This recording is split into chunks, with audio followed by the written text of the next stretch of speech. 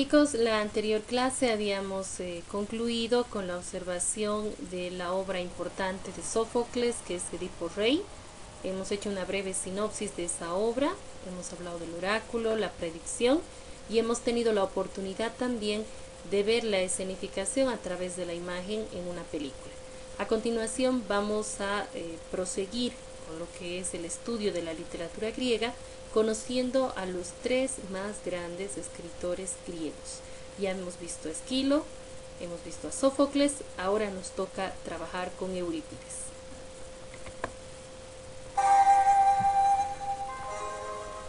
Euripides was the last playwright in the 5th century BC, from whom 18 complete tragedies have survived. His plays foreshadow the ultimate form of drama as we know it today, by employing a more naturalistic or human approach in contrast to the remote scale and the formalized conventions used by both other playwrights. ¿Qué es importante hacer notar? Esquilo y Sófocles se detuvieron mucho en su obra en cuanto a la formalidad, la presencia de un actor, un segundo actor, el coro, la solemnidad en la estructura de la misma representación y además el contexto de las Dionisíacas, que era el festival al cual iban a presentar estas obras. En cambio, cuando hablamos de Eurípides, hablamos, como menciona la narradora, de un escritor que se diferencia de los otros dos porque va a ir a la realidad, al aspecto más sensible o humano del ser, no tanto así a la perfección de lo que se espera, lo que se predice o lo que se cree de él. ¿De acuerdo? Entonces vamos a ir viendo. That in his days, his plays were not highly appreciated might, among other things, be a consequence of the calling in question by his characters of the sense of justice of the gods, and by showing strong, intelligent women characters.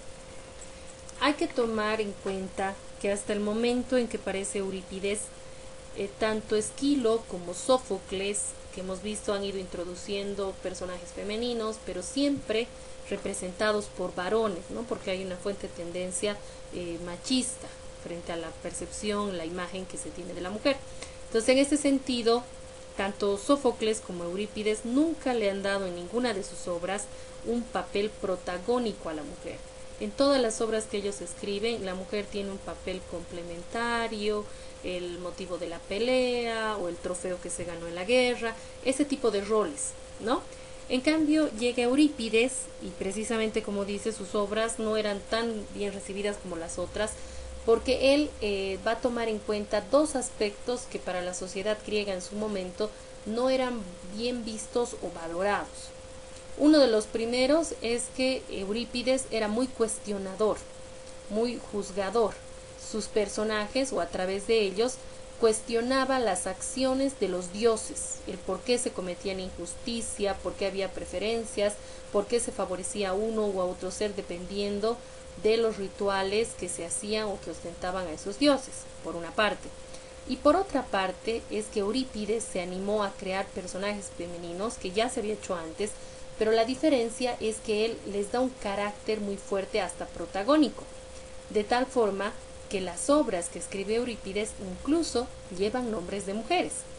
Y estas mujeres no son o no tienen el rol como en las otras obras de papel complementario, empleadas o esposas que están secundando a lo que era la labor o el trabajo de los hombres, que eran siempre un paso más adelante que las mujeres, sino que son mujeres fuertes, decididas, que toman acciones, que se enfrentan, que se rebelan. Entonces eso para la sociedad griega no era bien visto porque era una sociedad claramente machista. Entonces esta versión, esta imagen que le da Eurípides a los personajes femeninos no es recibida de una buena manera en ese momento. Después sí va a ser o va a llegar a ser muy valorada. Here an example of a strong woman in perhaps his masterpiece, Medea. La obra más importante de Eurípides que va a estar en nuestro plan lector es precisamente Medea. Y vamos a prestar atención de qué trata esta obra. Winning only the 3rd prize at the Dionysia. Medea, a foreign princess, is just now ordered into banishment by Creon, the king of Corinth. She has to leave behind her adulterous husband Jason, who wants to marry the daughter of the king. Corinth is not well ruled. The city where even a woman, even a foreigner, suffers unjustly the rods of power, is not well ruled. What haven, what sanctuary, where will you wander?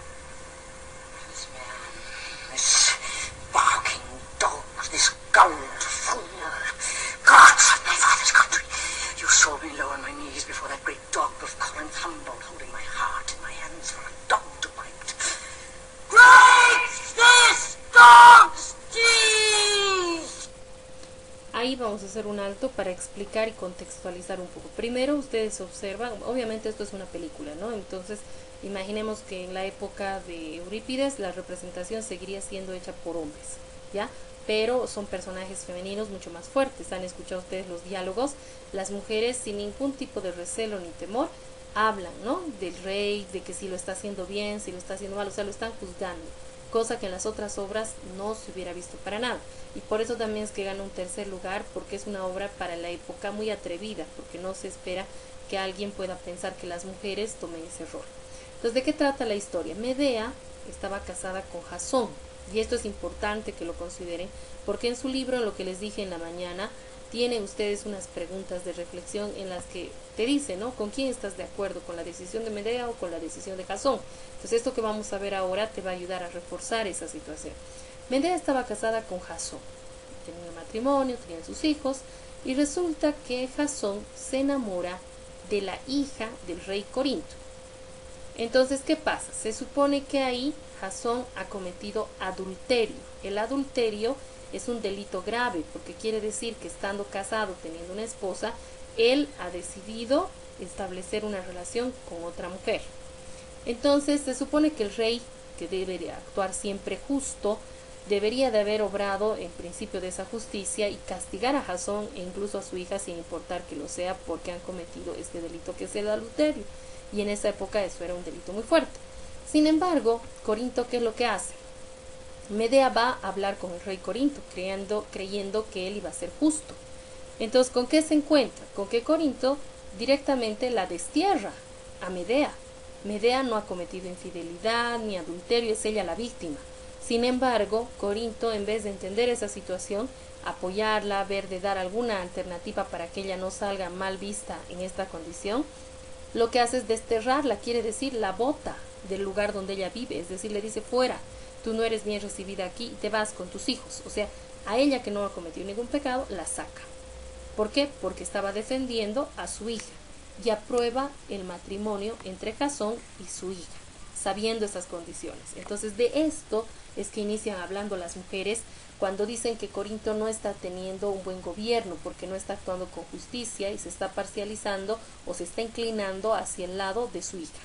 Entonces ahora vamos a ver en esta parte, la que está ahí actuando es Medea, quien se refiere, ¿no? Cómo ella, a través de sus parlamentos, ha ido a hablar con él y ha sido humillada, ha sido dañada y de paso ha sido sacada. Por eso es que ella se refiere de esa manera, calificándolo como lo califica, porque está muy molesta y enojada por lo que ha sucedido.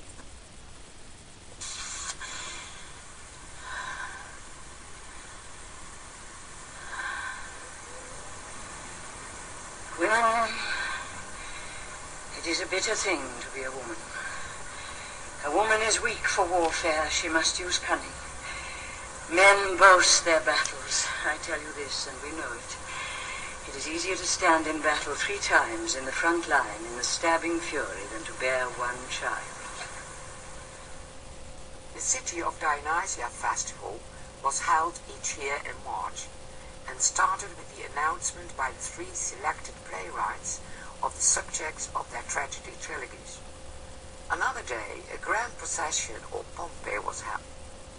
En ese apartado van a relatar y van a hablar cómo en la ciudad de Dionisio, ustedes saben que Dionisio era el dios del vino y de la fertilidad. Entonces, los griegos, además de que tenían como 2 extremos, ¿no? O sea, a pesar de que ellos eran muy bien vistos por toda la filosofía, la psicología, todas las buenas cosas que han encontrado, también se sabe que eran muy perniciosos, quiere decir que eran muy dados a ciertos placeres que eran extremos. Y obviamente que ellos consentían y no decían que estaban mal vistos y los justificaban desde el punto de vista que estaba permitido, que había un libre albedrío. Por eso en algún momento se habla de una situación de excesos pero ilimitados. Entonces, así como hay en todo lugar cosas buenas, cosas malas, entre los griegos habían personas también que distorsionaban, ¿no? Entonces hay leyendas, en nuestra cultura también hay esas leyendas. En los incas el Equeco, por ejemplo, es una leyenda muy similar. Y en la cultura griega se habla de que precisamente este Dionisio, al ser dios del vino y de la fertilidad, se asocia en algún momento la fertilidad con el órgano genital masculino, precisamente porque era una sociedad muy machista y muy cerrada. Entonces, en algún momento de esa concepción, ellos no veían más allá de que el hombre era lo que era su órgano genital, y creían o consideraban que eso era un atributo muy fuerte, ¿no? Y lo consideraban un motivo de orgullo. Entonces, en algunas circunstancias se han caído en exageraciones, y ustedes han debido observar, en las que se han hecho esculturas en honor, si se puede llamar, para que vean ustedes lo exagerado, porque cada uno va a sacar su perspectiva de este órgano genital masculino.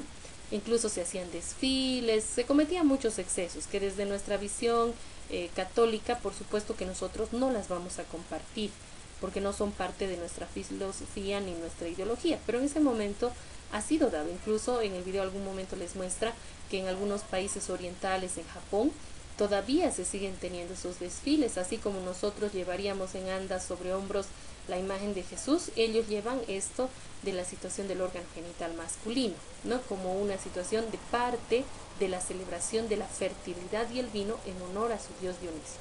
Entonces, en ese contexto está visto de esa forma. Ahora nosotros podemos sacar nuestros propios criterios, ¿no? ¿Estamos de acuerdo? ¿No estamos de acuerdo?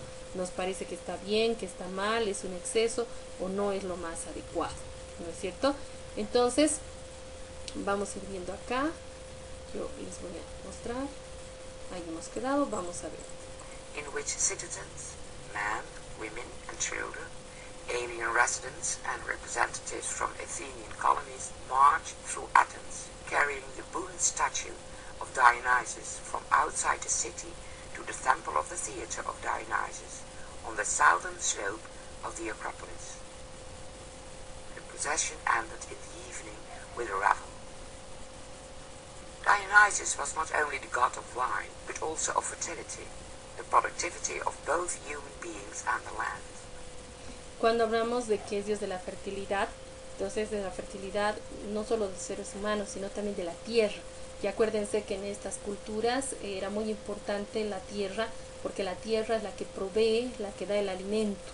Entonces así también los de la fertilidad de la tierra, de los animalitos, de los seres humanos, porque es lo que asegura la especie humana también, o las especies de los animalitos, y eso es lo que nos va a permitir la subsistencia. ¿Ya? Es a eso que se refiere, ¿no? Entonces termina la parte protocolar, la celebración con Dionisio, y luego viene lo que... 508 BC, a new contest was instituted at the Dionysia.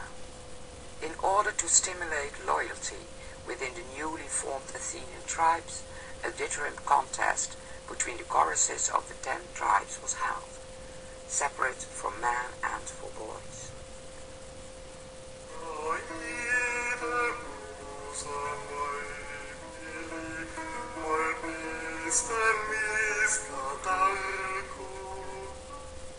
The singing performances were musically accompanied by instruments like lyres and sitters.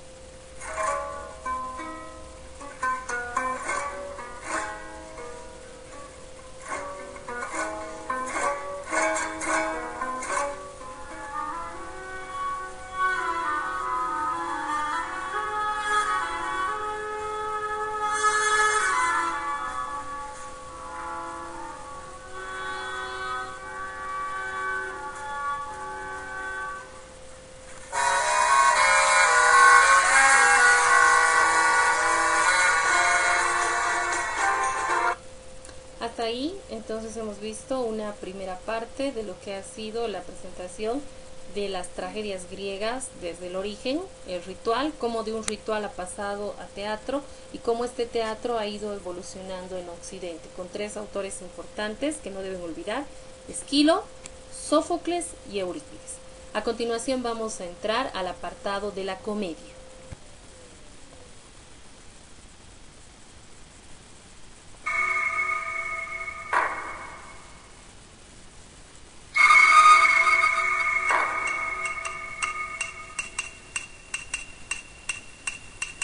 en este apartado es importante ver la evolución de la comedia, porque en el teatro griego no es que directamente nace la comedia, así como el teatro ha surgido a partir de los rituales, las comedias inicialmente van a ser sátiras.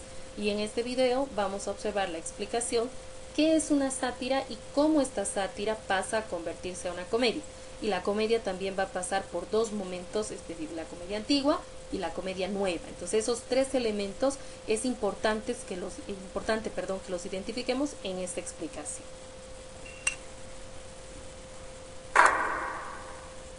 Around 501 BC, the Dionysia was again extended with a dramatic innovation, the satire play.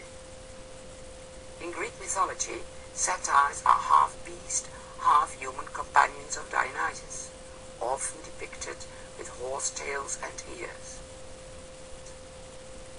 They make up the chorus in a satire. Ahora vamos a hacer una primera aclaración. En la tragedia, el coro estaba formado por un grupo de hombres, 50, luego 12 y así hemos ido reduciendo, pero eran hombres que estaban uniformados con un mismo estilo de careta o hipócrates, ¿verdad? En la comedia y especialmente en la sátira vamos a ver que el coro está conformado por sátiros, como se ve aquí en la imagen, y los sátiros son seres que son mitad caballo y mitad seres humanos. Entonces los sátiros son los que forman el coro en una sátira. Ese detalle es muy importante, ¿de acuerdo?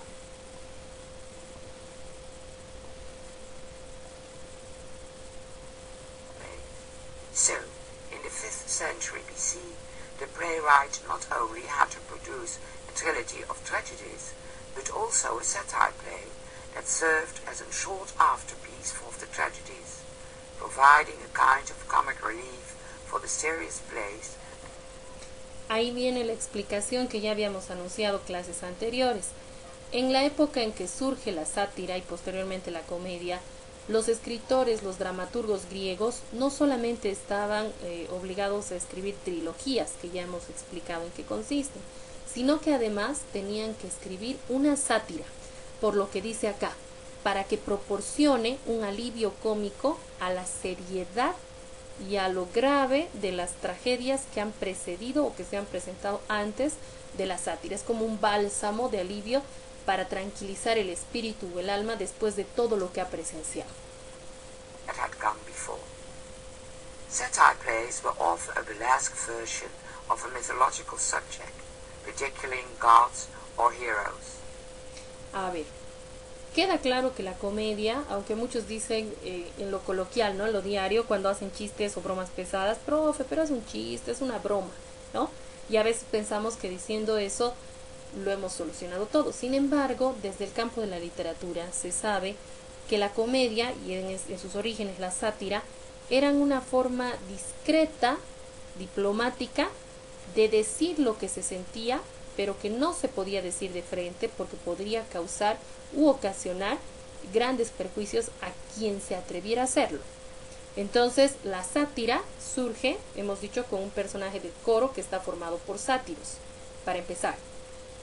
Segundo, en cuanto a la temática, los temas de las sátiras, como su nombre indica, es crear una crítica, una burla de los dioses, los seres humanos, los políticos, pero como es una obra de teatro que en literatura es parte de la ficción, no es en serio, como diríamos, para que no se enojen, entonces no tiene problema para los que la representan, ni tampoco genera un grado de responsabilidad, porque como es sátira, es comedia, entonces está permitido que se pueda hacer, es el espacio que se crea para hacer estas críticas burlescas que en el fondo están diciendo mucho de verdad y que todos se ríen porque causa esa sensación de risa el que alguien se atreva a decir las verdades de otra persona y la reacción que tiene esta persona, ¿no? Entonces se lleva al plano de la comedia, de lo sarcástico, de la sátira. Situated in a rural area with boisterous scenes, a lot of drinking, vigorous dancing, and indecent colloquial language. Only one complete satire play is extant, Cyclops by you. Ahora, cuando hablan de este drama satírico, que es una breve antecedente de la comedia, hemos dicho que se basa en dioses, creaciones, personas, seres humanos, que se hace una crítica burlesca, ¿no? Entonces, la sátira que se ha conservado titula El Cíclope de Eurípides, ¿ya? Porque es Eurípides quien la escribe.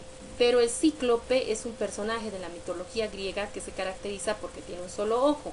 Y en la obra de la Odisea se dice que es Odiseo el que va a atacar al cíclope para poder escapar. Y en muchas partes de la mitología se cuentan muchas historias con los cíclopes. Entonces, en esta escena se está observando a un personaje que podríamos decir que podría ser Odiseo, que está atacando al cíclope, a ese ser maravilloso, gigantesco, grandioso, que tiene un solo ojo. ¿Para qué? Para poder huir de él. Entonces, pero acá no va a ser la versión trágica, la versión original que se presentaría en la Odisea, sino sería la versión cómica. A eso se refiere, porque aunque hable del cíclope, no es la versión trágica, sino es la versión cómica. Euripides, based on an episode of the Odyssey. On this famous face, the actors and chorus of a satire play with their masks are shown. The chorus members wear a scanty savage dress of goatskins with a phallus for comic effect.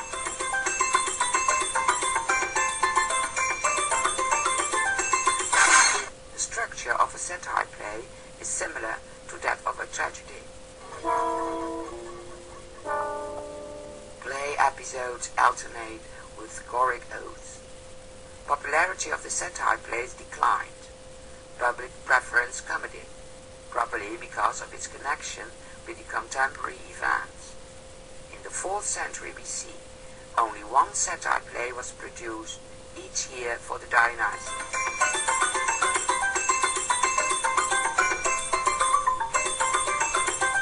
Ahora, acá se hace una apreciación muy interesante. Dice, la sátira no tuvo mucho éxito, mucha acogida, porque precisamente los temas que abordaba estaban más dados a criticar a dioses, basados en otras historias, entonces eran como que ajenos de la realidad. En cambio, la comedia se va a acercar más a la realidad que es vivida por la comunidad, en este caso por los griegos. Y obviamente esto es de mayor interés para el público y por eso es que la comedia tenía mayor acogida que la sátira. Es así que la sátira, después de que se producía para cada trilogía o después de cada trilogía, fue decayendo tanto que al final se escribía una sátira en todo un año para una representación. In 487 BC, the city of Dionysia was extended with the last major dramatic form, the comedy plays. En este apartado es muy importante que ustedes distingan. Al principio les decía, vamos a hablar de la comedia antigua y de la comedia nueva. Entonces, a partir de este momento vamos a caracterizar a la comedia antigua y luego vamos a diferenciar de la nueva comedia. 5 comic writers presented a single play, probably on each of 5 days of the Dionysia. The general structure of old comedy was similar to that of tragedy. Play episodes and chorus alternated rhythmically. However, the chorus of old comedy was often composed of non-human creatures, such as... Aquí, primera gran diferencia. En la tragedia eran seres humanos, personas con sus máscaras. En la sátira, los miembros del coro eran sátiros. En la comedia antigua, los miembros del coro podrían ser 3 tipos de personajes: avispas, ranas o nubes. ¿Ya? Esos son los seres con los cuales van a caracterizar, como se ve en la imagen. Avispas, ranas o nubes van a ser los personajes que van a conformar el personaje colectivo que llamamos coro. Ya, esas son diferencias importantes. wasps, frogs, or even clouds.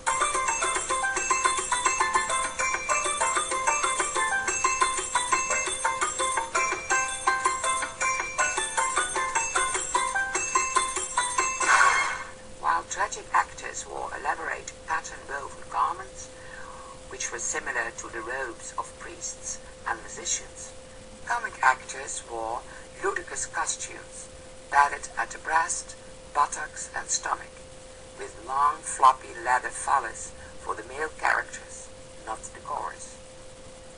The masks of old comedy. Ahí viene una segunda diferencia, el vestuario. La primera hemos dicho los miembros del coro, pueden ser ranas, nubes o avispas. La segunda, el vestuario. De pasar de un vestuario muy clásico, muy formal en la tragedia, pasamos a la comedia donde se ridiculiza, ¿no? Y se ridiculiza poniendo al descubierto partes que podrían causar gracia a los espectadores con solo ver. Y entramos a una tercera característica, las máscaras. Las máscaras de la tragedia, ustedes han visto, son expresiones fijas, quietas, trágicas, que no se mueven, pero formales. Veamos cómo son las máscaras de la comedia. Were distorted caricatures, sometimes of real people. They were meant to be ugly and silly, just as the costumes. It is suggested that on these famous Vliax faces from southern Italy, scenes of the old comedy are depicted.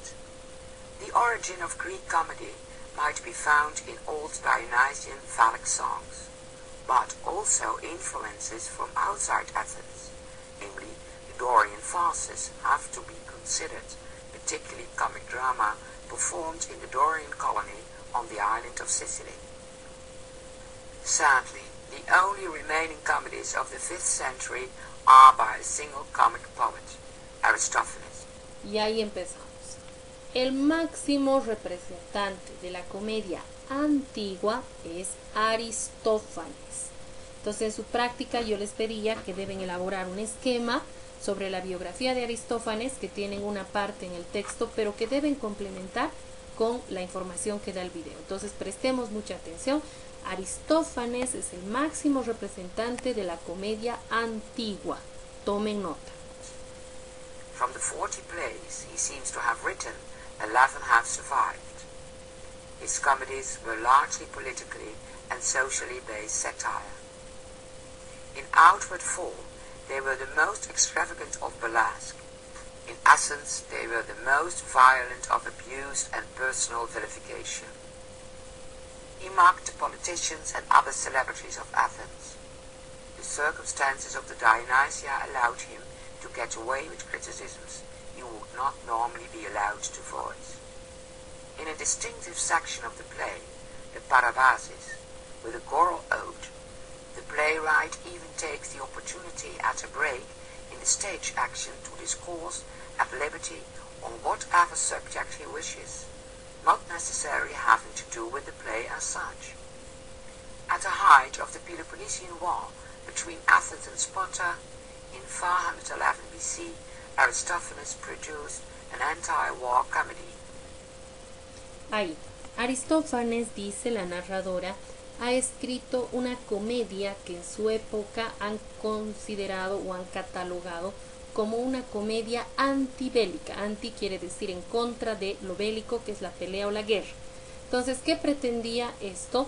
Como ustedes han debido ver, es nuevamente poner a las mujeres en situación objeto y de manipulación. Les decía al principio que en la cultura griega se daba mucha importancia, en un sentido tal vez equivocado al de nuestra visión y nuestro enfoque, porque tenemos otra línea de pensamiento, no solo como católicos, sino por nuestra formación misma, y ellos veían, a diferencia nuestra, como que motivo de orgullo o situación eran los órganos genitales masculinos, pero también en algún momento también los femeninos.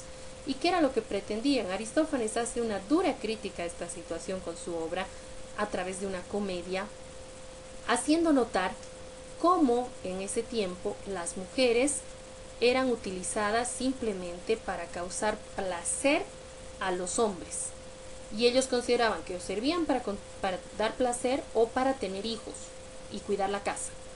Esa es una visión, un enfoque muy limitante, muy denigrante y muy ofensivo para nuestra época.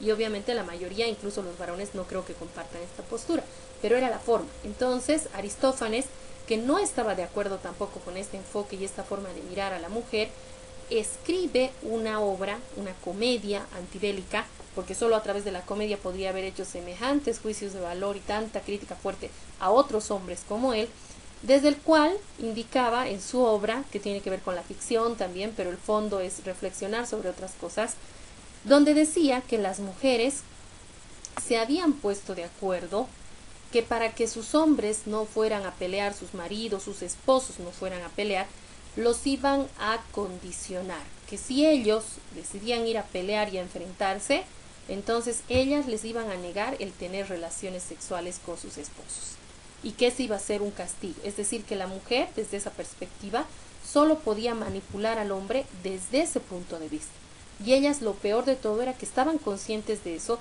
y estaban de acuerdo y lo hacían. Y era algo que ellos hasta se reían y les causaba risa porque era una forma de exponer una realidad, un tema que no es para nada fácil, ni aún en este tiempo lo sería, pero que es una realidad porque sucede. Y hoy en día podemos decir todavía por lo que escuchamos en las noticias, lo que leemos en los periódicos, que a veces hay muchas mujeres que todavía tienen ese pensamiento griego y también los hombres, que hay mujeres que piensan que pueden manipular a los hombres con esta situación. Y hay hombres que también piensan que las mujeres solo quieren manipularlos de esa forma, cuando no sea el caso también. Entonces fíjense, podemos decir en esta situación que los que actúan de esta manera tienen pensamiento griego, un pensamiento muy antiguo, equivocado, no actual de lo que es o lo que vale la mujer actualmente. Entonces miren la importancia de la obra de Aristófanes, que no es nomás que hizo una comedia así por así, sino que esa comedia era una crítica muy fuerte, social, política, de concepción grande, respecto a lo que se veía bien o se veía mal, y que todos de alguna manera lo permitían y lo toleraban. Entonces lo que se ha hecho, y que ustedes han debido ver, y que no lo vamos a ver ahora, lo voy a adelantar por cuestión de tiempo, pero han visto en el video cómo en la película se hace esa sátira, ¿no? Las mujeres están representando este papel y se escuchan los parlamentos de cómo ellas se refieren a esta situación y cómo lo hacen, ¿no? En algún momento nosotros vemos esa escena o esa película y hasta tal vez nos sentimos un poco avergonzados o incómodos porque no es parte de nuestra forma de pensar, no lo aprobamos, no estamos de acuerdo, o tal vez hasta nos parece gracioso semejante sinvergüenzura, por último caso, ¿no? Hasta nos ha sacado una sonrisa. In which the women of the two states take an oath to... Algo importante que no mencioné es que esta obra importante que ha escrito Aristófanes tiene por nombre Lisístrata. Eso es algo que debemos de considerar, Lisístrata.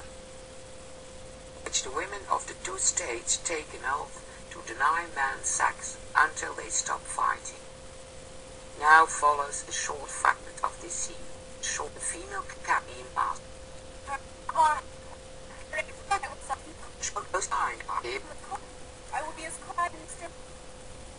Tragedy was at its height in Greek society, when that society was at its height, while comedy, an outlet for the frustrations of society, as well as a diversion for the masses, was most popular during the decline of Greek government. In 404 BC, the Athenians lost the Peloponnesian War against Sparta, and in 336 the Macedonian king Alexander the Great came to power in Athens. Understandably, in comedy, political issues were ignored. Ahora, esto es importante. En algún momento les decía, a veces parece que más estuviéramos dando clases sociales que de lenguaje, ¿no? ¿Por qué abordamos tanto estos temas y no nos abocamos estrictamente al aspecto literario? Y era lo que les decía, ¿no?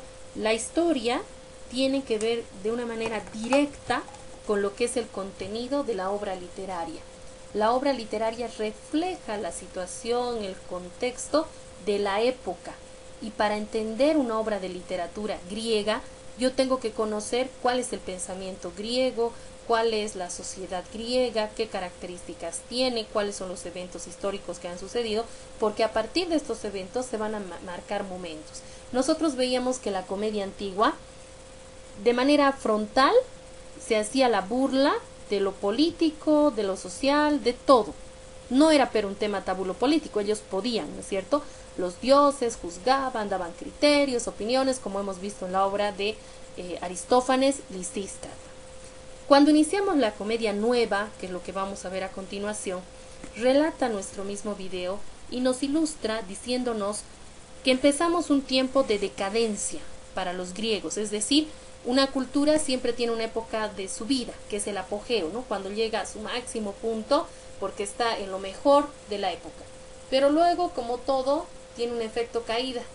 Entonces va a empezar a caer, que es lo que se conoce como el periodo o la época de decadencia. Entonces los griegos pasaron por lo mismo, todos pasamos por lo mismo, ¿no? Entonces en ese periodo de decadencia, justo hay un hecho histórico que va a marcar, que es la pérdida de la guerra del Peloponeso. Como hay una situación política de guerra tan delicada, la comedia para nada puede referirse a temas políticos. Entonces, desde ese momento, dejamos la comedia antigua, que se dedicaba a lo político, a los dioses, pero fundamentalmente a lo político, a criticar la sociedad, todo lo que tenía que ver con este aspecto. Y como la situación está muy tensa y no se puede manejar en ese campo, entonces cambiamos. En vez de hablar de una comedia antigua donde se trataban esos temas políticos, sociales, de crítica, de juzgar a los dioses y de todo, pasamos a una época donde los temas de la comedia nueva van a ser familiares y sociales. O sea que se va a hacer comedia sobre las relaciones de familia, las relaciones que se establecen a nivel social, pero ya cada vez vamos dejando más de lado a los dioses y por completo lo que es temas políticos. More familial and societal relationships were favored. This later period is called the period of new comedy.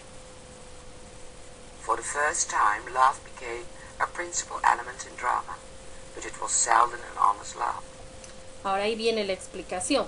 Cuando nosotros empecemos a leer y en los fragmentos que ustedes ya están leyendo en las prácticas que les estoy dando, vamos a ver que hay presencia del tema del amor, pero probablemente no sea un amor con el concepto que nosotros manejamos en nuestra vida personal o en el tiempo actual. Sí, las relaciones de amor para los griegos son muy diferentes de lo que establecemos ahora, ¿no? Como era, como dice ahí, ¿no? Si vemos la mitología, y ustedes ya han visto con los dioses, es una enredadera terrible porque un dios tiene hijos con otra mortal, con un otro dios, y de repente no se respetan, ¿no?, las relaciones.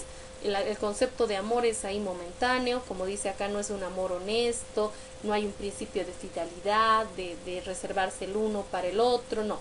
Son perspectivas sumamente diferentes de las que tenemos en la actualidad. Entonces eso hay que considerarlo y hay que tratar también de identificarlo en los fragmentos que estamos leyendo en nuestras actividades. The role of the chorus was often diminished, but the dialogue was still cast in verse. In new comedy, costume was based on the dress of ordinary life. Comic masks were more realistic than in old. Ahora mire, la vestimenta en la comedia antigua era burlesca, igual que las máscaras eran caras distorsionadas, exageradas. En la comedia nueva, tanto la vestimenta como las máscaras están directamente asociadas o cercanas a la realidad. Es decir, que tratan de representar la realidad de una manera muy cercana a lo que se ve cotidianamente. Comedy. But in particular, the mask for slaves and certain old men were still caricatured. There is only one all but complete play of a new comedy playwright extant, which is recently discovered, entitled Disculus or the Grouch, written in 300. La obra representativa, ¿sí?, de la comedia nueva es Díscolo, escrito por Menandro, o el Cascarrabias, ¿sí? Esa es la obra importante. Entonces, se fijan, hay un escritor representativo para la comedia nueva y hay otro para la comedia antigua. La comedia antigua es Aristófanes, la comedia nueva es Menandro. Y en la práctica también les pido que hagan o esbocen una biografía de este señor y que se apoyen en los datos del video para complementar. 60 by Menander. This comedy treats a standard theme in comedy, the disapproval by a parent of the child's choice in marriage with a happy ending. Menander's characters spoke in the contemporary dialect and concerned themselves not with the great myths of the past, but rather with the everyday affairs of the people of Athens. Disculus was not presented at the Dionysia, but at a smaller drama festival, the Lenaeum. After the 3rd century BC, comedy began to decline, just as tragedy had a century earlier, and the city of Dionysia dramatic contest ceased the 1st century AD. Como ustedes han podido ver, estos 3 videos que hemos ido viendo en distintas sesiones son videos bastante ilustrativos para entender cómo se origina el teatro, cómo va evolucionando hasta llegar a la comedia y el tiempo de la decadencia, marcando los autores principales, las obras principales, asociando estas obras con el contexto social, político de la época, para que nos permitan tener una visión muy clara. En este momento podríamos nosotros establecer un cuestionamiento, ¿no? Si hablamos de la literatura prehispánica, cuando hemos visto mayas, incas, aztecas, ellos tenían una forma de ver la vida, su producción literaria era de cierto tipo. Y ahora que conocemos la literatura griega, podemos decir que la literatura prehispánica es diferente de la literatura griega. Y deberíamos ser capaces de establecer diferencias. ¿En qué se diferencia? Tanto en ideología, en temática, en características de las obras, etcétera, etcétera, etcétera, ¿no es cierto? Pero miren, distintas épocas, distintas producciones literarias diferentes. Entonces, hay personas que lamentablemente a veces no pasan el tiempo y parece que se hubieran quedado en ciertas épocas porque van replicando esa mentalidad. Esta mentalidad pertenece a esa época y nosotros deberíamos de dejarla ahí, en su lugar, donde tiene que estar. Entonces, ven, cuando leemos libros clásicos como la Odisea, la Ilíada, la Eneida, Medea, Edipo Rey, bueno, y tantos que vamos a poner en nuestro plan lector, a veces nos precipitamos, ¿no? Los adultos y también los jóvenes, y decimos, ¿cómo nos va a hacer leer ese libro tan antiguo? ¿Para qué? Y no hay mayor muestra de ignorancia, ¿no? Porque ahora, por todo lo que hemos visto, se darán cuenta ustedes cómo vamos a conocer de esa época, valorarla y por qué se consideran clásicos de la literatura y se siguen leyendo después de tantos años que han sido escritos, precisamente porque nos enseñan de su cultura. Y gracias a ellos podemos entender mucho su forma de pensar, su forma de actuar, valoramos, imaginamos, hasta tenemos ganas de conocer, ¿no? Qué lindo sería conocer esos templos, realmente serán tan maravillosos como los describían, sus teatros, ¿no? Sus lugares de sacrificio, sus ceremonias, ¿sí? Qué interesante fuera todo eso, porque ahorita nosotros lo estamos imaginando, pero cuán diferente será ir y tener la oportunidad de conocer. Entonces, por eso es que también decimos que la literatura es una forma mágica de viajar a lugares inimaginados. Ahora que estamos en cuarentena, podríamos aprovechar de repente de muchos de los lugares, Atenas, por ejemplo, Grecia, hay tantos documentales de lugares turísticos que aparecen ahí que ustedes podrían descargar y conocer para complementar un poco más de todo lo que hemos hablado. Bien, entonces chicos, espero que les sirva todas estas reflexiones que hemos hecho y el día viernes los espero en clase. Suerte con su tarea y cualquier cosa me están diciendo. Que estén bien, chicos.